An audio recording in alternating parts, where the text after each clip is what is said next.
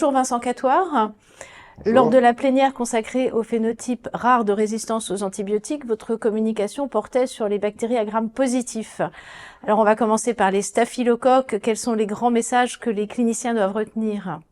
En fait, ouais, effectivement, j'ai commencé par présenter deux antibiogrammes assez rares chez les espèces de staphylocoques, et notamment Staphylococcus aureus. Un premier qui portait sur la résistance à la méticilline par un mécanisme plus rare que le MECA très classique, qui s'appelle MECC. Un mécanisme qui a été décrit il y a une douzaine d'années et qui, on pensait qu'il pouvait émerger, mais ce qui n'a pas été le cas. Le second a été à propos d'une souche résistante à la mupirocine, un antibiotique qui est utilisé localement pour décoloniser les patients avant une intervention chirurgicale. Et j'ai présenté un cas de résistance transférable, plasmidique, à la mupirocine. On va passer aux streptocoques. D'accord. Du coup, les streptocoques, j'ai présenté deux phénotypes de résistance aussi assez rares. L'un porté sur la résistance isolée aux lyncosamides, due à une inactivation enzymatique par des protéines qui s'appellent les LNUC. Alors c'est un phénotype assez rare, assez confidentiel, mais bon, qui a le mérite de répondre à la question.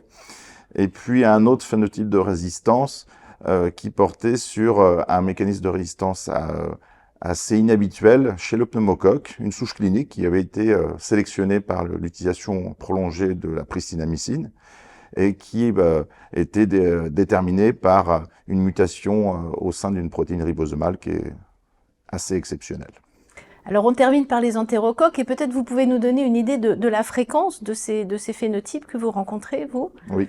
Alors pour les entérocoques, ça a été un peu plus facile pour moi parce que je suis responsable du CNR entérocoque au sein du CNR de la résistance aux antibiotiques et grâce à ça, je reçois beaucoup de souches avec des phénotypes un peu rares et puis grâce à la temporalité, parce que je reçois des souches depuis 2006, je peux aussi mettre en évidence les souches qui diffusent et qui émergent.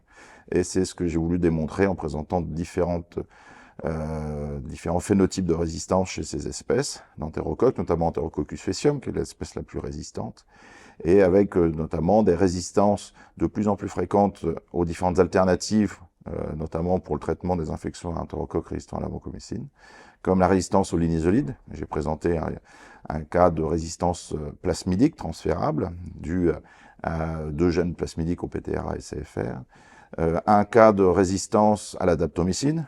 Et de la même façon, on reçoit de plus en plus des souches résistantes à la daptomycine, notamment à haut niveau, alors que c'est une molécule extrêmement utilisée et précieuse pour le traitement de ces infections. Et enfin, un cas de résistance à la tigécycline, qui est aussi une autre alternative. Merci beaucoup. Merci.